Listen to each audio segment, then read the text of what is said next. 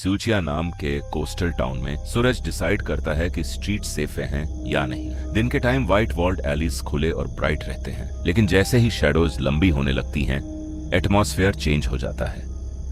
Locals बाहर रुकते नहीं, सीधा घर के अंदर चले जाते हैं। चर्च बेल्स की जगह हैवी लॉक्स लग जाते हैं। मैटेओ गुएरेरो मैड्रिड से यहां आया था अपने कैमरा और स्केचबुक के साथ। एक आर्किटेक्चर स्टूडेंट होने के नाते उसने सुएशिया को एक लिविंग म्यूजियम माना। 19वीं सदी के स्टोनवर्क और भूले हुए सिमेट्रीज का कलेक्शन जो डॉक्यूमेंट होने का वेट कर रहे थे। एक दिन जब वह चर्च के पास एक पुराने ग्रेवयार्ड एक्सप्लोर कर रहा था, यूएससी के अजीब स्ट्रक्चर दिखा। एक वेडिंग आर्च एक सिंगल ग्रेव के ऊपर बना हुआ था। लकड़ी सड़ चुकी थी और उसके नीचे की मिट्टी इतनी काली थी जैसे जल चुकी हो। सूखे हुए फूल अभी भी लटक रहे थे, सालों से अनटच्ड। रिसर्च के चक्कर में मतेओ ने बिना सोचे समझे उन सूख चुके फूलों में से कुछ तोड़ लिए और अपने बग में रख लिए, सोचकर कि बाद में गेस्ट हाउस में एग्जामिन करेगा। उस रात टाउन की खामोशी एक अजीब आवाज से टूट गई, जैसे कोई हैवी सिल्क ड्राई स्टोन पर घिस रहा हो। मतेओ ने विंडो से बाहर देखा। एक औरत सेफ्ट गाउन में स्ट्रीट के कोने पर खड़ी थी। न हिल रही थी, न बोल रही थी, सिर्फ खड़ी थी। और फिर मतेओ ने ब्लिंक किया और वो गायब हो गई। सूचिया जैसे जगह में चीजें कभी बस डिब्रीज नहीं होती।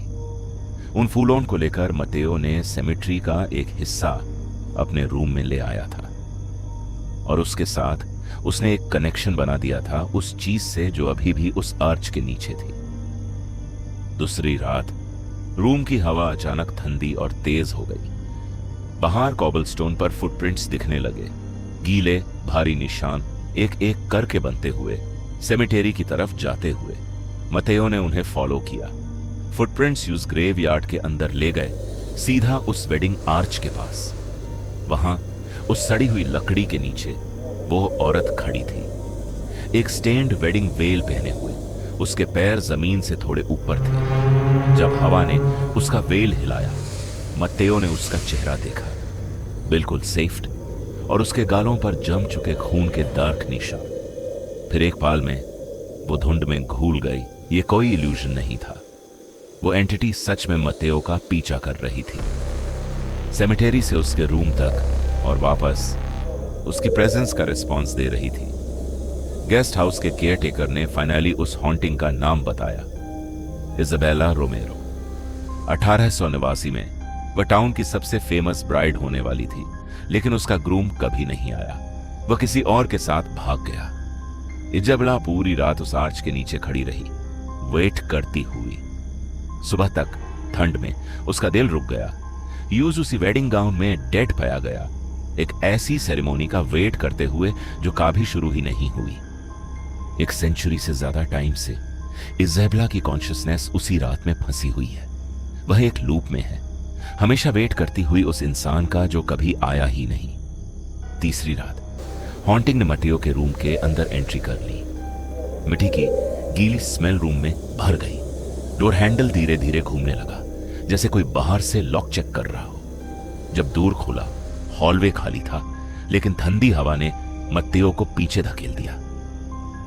स्पिरिट रैंडम नहीं थी, वो एक स्पेसिफिक रेजोल्यूशन ढूंढ रही थी, उस इंसान पर फोकस्ड जो उसके रिचुअल को डिस्टर्ब कर चुका था। एक लोकल प्रीस्ट ने सिचुएशन देखी और समझ गया। फूल जो मैटेओ ले आया था वो एक बीकन बन गए थे, स्पिरिट को उसकी तरफ खींचने वाले। क्योंकि इजाबेला एक लूप में है, वो सिर्फ अपनी शादी के सिंबल्स को पहचानती है, और उन फूलों को होल्ड करके मतेओ उसके लिए एक स्ट्रेंजर नहीं रहा, वो उस अल्तर पर खड़ा होने वाला इंसान बन गया।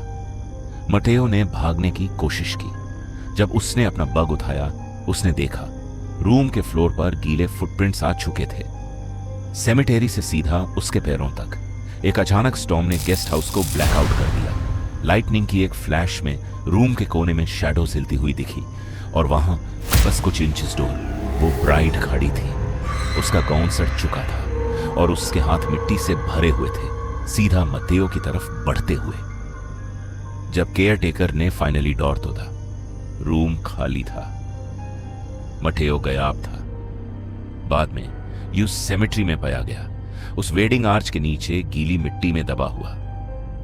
मैटेओ सुचिया आया था पास्ट को सेफ डिस्टेंस से डॉक्यूमेंट करने, लेकिन उससे पता नहीं था कि कुछ कहानियां सिर्फ रिकॉर्ड होने के लिए नहीं होती, वो कंप्लीट होने के लिए किसी को ढूंढ रही होती हैं।